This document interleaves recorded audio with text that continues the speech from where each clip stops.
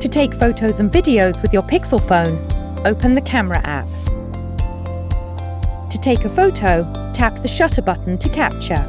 To see Pro Controls, in the bottom right, tap the Controls icon.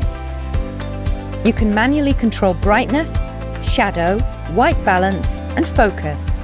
To see more camera settings, in the bottom left, tap the Settings icon. To switch to video mode, at the bottom right, tap the Video icon. To start recording a video, tap Capture. To stop recording, tap Capture again. To grab the attention of your photo subjects using Made You Look, from the Camera app, tap the Switch Screens icon. Tap Made You Look. Choose an animation to play on the front screen for your photo subjects. To take the photo, tap Capture.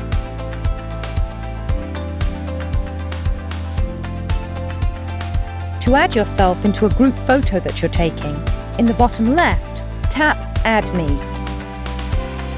Before you take the first photo, move the camera to scan the area around the subjects.